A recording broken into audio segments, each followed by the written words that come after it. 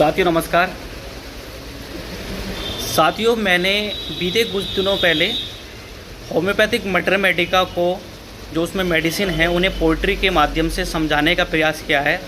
तो आइए शुरू करते हैं कि होम्योपैथिक मेडिसिन को मैंने किस तरह से पोल्ट्री के माध्यम से समझाने का प्रयास किया है। अगर आपको यह होम्योपैथिक मेडिसिन पर पोल्ट्री अच्छी लगे तो कृपया करके ज़्यादा से ज़्यादा शेयर करना कि होम्योपैथिक मटर मेडिका तू बड़ी अनोखी, तेरी हर मेडिसिन की नई कहानी।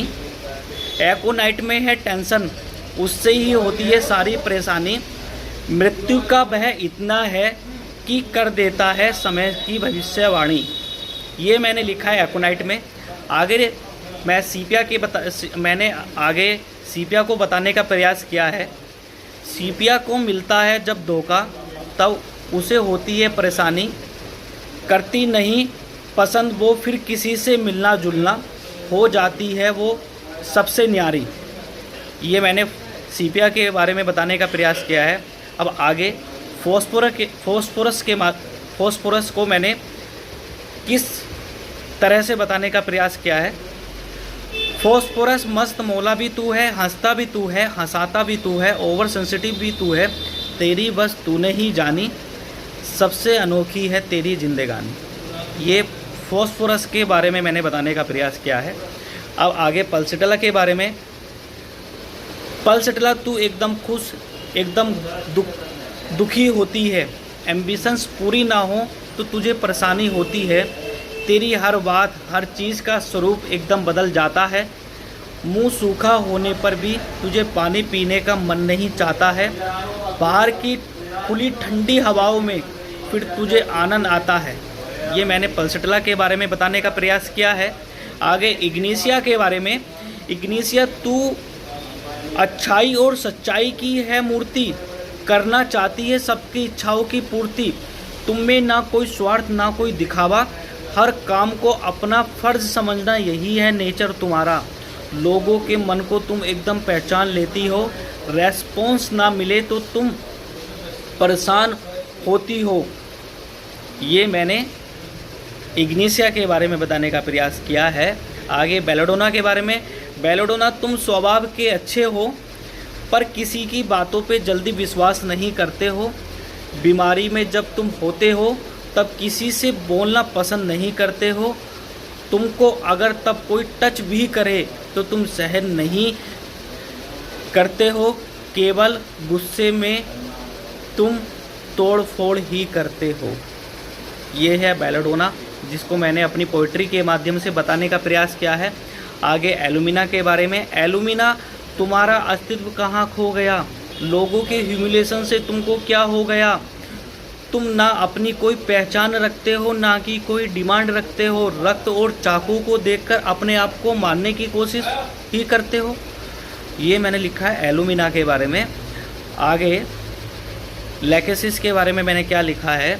लैकेसिस तुम रहते हो हमेशा इम्यूजमेंट में और अपनी बीमारी को भी बताते हो हंसी मजाक में। ज़्यादा बोलना नेचर है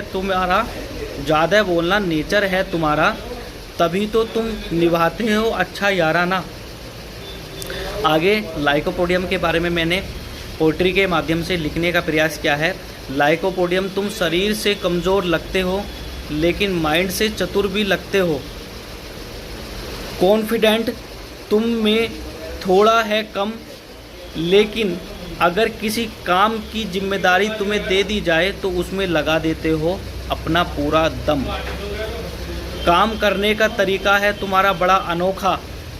सामने वाले को जज करते हो फिर मारते हो चौका। यह है लाइकोपोडियम और मेरे हिसाब से आदमी को आज के युग के अकॉर्डिंग लाइकोपोडियम रहना चाहिए। आगे मैंने नेटरम्यूर के बारे में लिखने का प्रयास किया है। नेटरम्यूर तुम इग्निशिया के रिश्तेदार लगते हो, तभी रिश्तों को बड़ी बखूबी निभाना जानते हो और रिश्तों में इतने ज़्यादा डूब जाते हो। अगर उन रिश्तों की डोर टूट जाए तो तुम अवसाद में चले जाते हो। यह है नेटरम्यूर। आगे मैंने अर्जेंटन नाइट्रिकम को लिखने का प्रयास किया है। अर्जेंटन नाइट्रिकम तुम को हर बात हर काम की जल्दी रहती है। मुझे तो लगता है तुम असफल ना हो जाओ, उस बात की चिंता रहती है। केवल 2 शब्दों के माध्यम से मैंने अर्जेंटो नाइट्रिकम को लिखा है, जो मुझे लगता है। बाकी और भी बहुत है, लेकिन पोइट्री में जो मुझे लगा मैंने लिख दिया। आगे जलसिमियम, तुम हर काम और टास्क से पहले इतना ज़्यादा सुस्त हो जाते हो, यही कारण है कि तुम किसी काम में इसलिए ही परफॉर्म नहीं कर पाते हो। ये जलसिमियम के बारे में मैंने लिखा, क्योंकि जलसिमियम में कंप्लीट स्लीपीनेस, ड्रोसीनेस एंड प्रोस्टेशन देखने को मिलता है किसी भी काम से पहले एकदम से। अब मैंने एंटीमोनियम क्रूड को लिखने का प्रयास किया है। एंटीमोनियम क्रूड के बारे में मैंने क्या लिखा है? डिसअपॉइंटमेंट ऑफ लव का तुम्हें लगा है गहरा आघात, लाइफ जीना बेकार है ऐसा सोचते हो तुम विचार, सेंटिमेंटल मूड हो जाते हैं तुम्हारे मूड लाइट में, हमेशा सोचते रहते हो अपने पास्ट को प्रेजेंट में, खट्टी चीज़ें खाने का शौक़ रखते हो तुम, जीभ दूध की तरह सफ़ेद ऐसे 2 साइन रखते हो तुम, पेट खराब होने पर जब चेहरे पर दाने निकल आते हैं तब ऐसे पेशेंट को एंटी क्रूड देने पर गायब हो जाते हैं। ये मैंने लिखा है एंटीमोनियम क्रूड के बारे में। आगे कार्बोवेस के बारे में क्या लिखा है मैंने?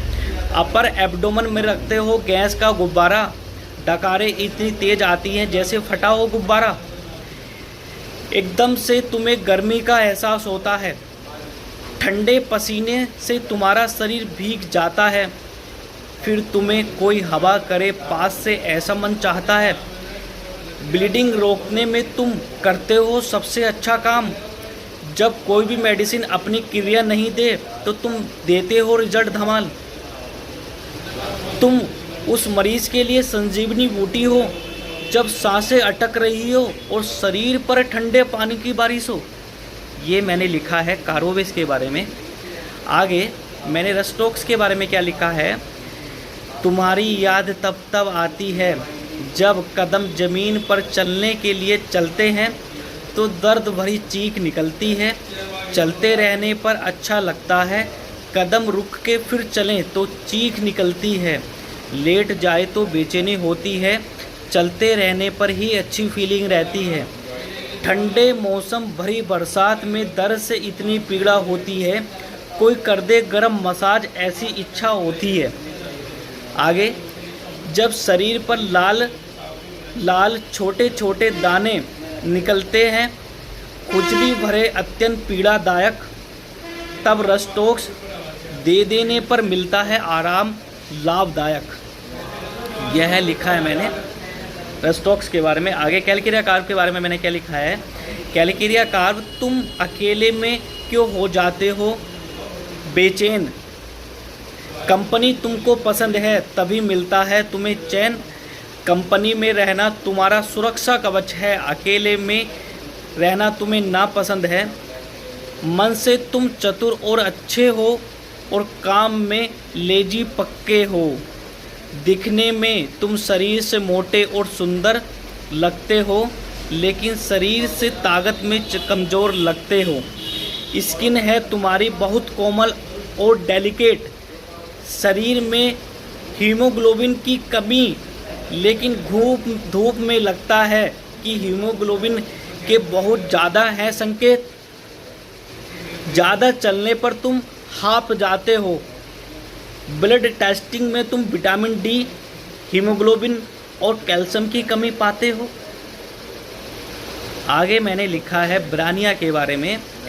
ब्रानिया, तुम्हारी याद तब आती है जब दिन गर्म और रात ठंडी होती है, जब मरीज को उस मौसम में बुखार और लूज मोशन लग जाए तो ब्रानिया दे देने पर एकदम छुमंतर हो जाए, जब बुखार, दर्द एवं अन्य बीमारी में पेशेंट खूब पानी पी जाए और किसी भी अवस्था में गति की खोड़ी हुई क्रिया से घबराए तो यह संकेत ब्रानिया के बारे में हमेशा बताए। आगे मैंने लिखा है आर्सेनिक के बारे में। आर्सेनिक के बारे में मैंने क्या लिखा है? जब मरीज को बीमारी में थोड़े थोड़े पानी का मन करता है थोड़े थोड़े समय अंतराल पर, तब मरीज को आर्सेनिक की ज़रूरत पड़ती है बीमारी के उस पड़ाव पर।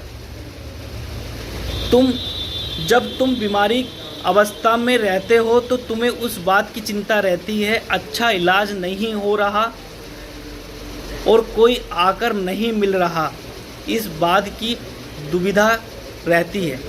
ये लिखा है मैंने आर्सेनिक के बारे में।